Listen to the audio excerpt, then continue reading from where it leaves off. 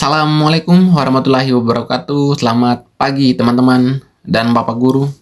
Pada kesempatan ini saya perwakilan dari kelompok 2 ingin mempresentasikan hasil diskusi kelompok kami terkait studi kasus yang Bapak berikan, yaitu tentang jurang digital di Desa Sukamaju.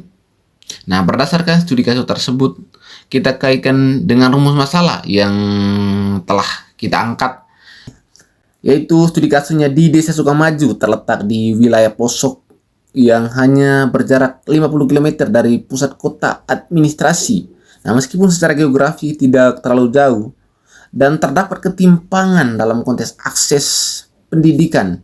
Nah, kalau kita lihat parameter perbandingannya di kota, sekolah sudah menerapkan sistem hybrid learning dengan fasilitas tablet untuk setiap siswanya. Sementara di SD 02 Sukamaju, gedung sekolah mengalami kerusakan atap, perpustakaan kurangnya buku terbaru, dan tidak ada akses internet sama sekali. Banyak orang tua di desa tersebut terpaksa memberhentikan anaknya untuk sekolah untuk melanjutkan ke tingkat SMP dikarenakan biaya yang sangat mahal.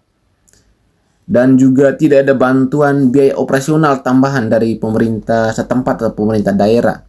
Padahal anak-anak di desa tersebut memiliki minat yang sangat tinggi untuk mereka ingin menjenjang masuk pada lembaga formalnya. Ada beberapa pertanyaan pemantik untuk kita coba analisis terkait studi kasus. Pertanyaan yang pertama itu, berdasarkan kasus di atas, apa saja faktor utama yang menyebabkan terhambatnya akses pendidikan yang tidak merata di Desa Sukamaju? Tentu faktor yang pertama dalam studi kasus ini yang menghambatnya itu, yang pertama itu tidak ada akses internet, itu yang pertama. Dan yang kedua itu gedung sekolah sangat rusak, dan yang ketiga itu biaya transportasi sangat mahal. Kaitkan dengan konstitusi, jika dikaitkan dengan pasal 31 ayat 1 dan ayat 2 di Undang-Undang 1945, apakah situasi di Desa Sukamaju dikategorikan sebagai pelanggaran konstitusi? Coba bisa dijelaskan. Tentu dalam analisis ini tentu sudah jelas ini termasuk dalam pelanggaran hak konstitusional, dikarenakan sudah jelas di konstitusi tersebut. Jika pemerintah tidak melaksanakan apa yang menjadi perintah konstitusi, berarti mereka itu pengkhianat terhadap konstitusi dan pelanggaran terhadap konstitusi juga.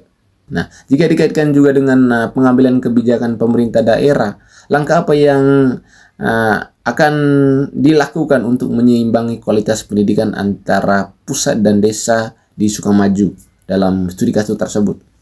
Tentu yang pertama itu harus ada namanya solusi yang strategis, yaitu solusi yang strategis yang kita mau bangun di sini tentu harus adanya pengadaan internet tadi, karena ini yang menjadi hambatan tadi untuk membangunnya dari seluruh pembangunan infrastruktur dan fasilitas yang menjadi kebutuhan di lembaga formal. Dan yang kedua itu peningkatan sarana dan transportasi.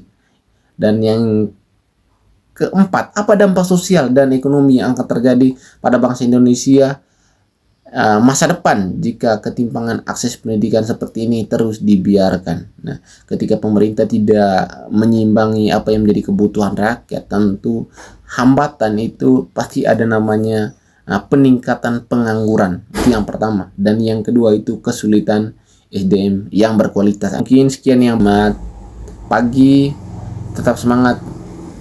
Salam akal sehat.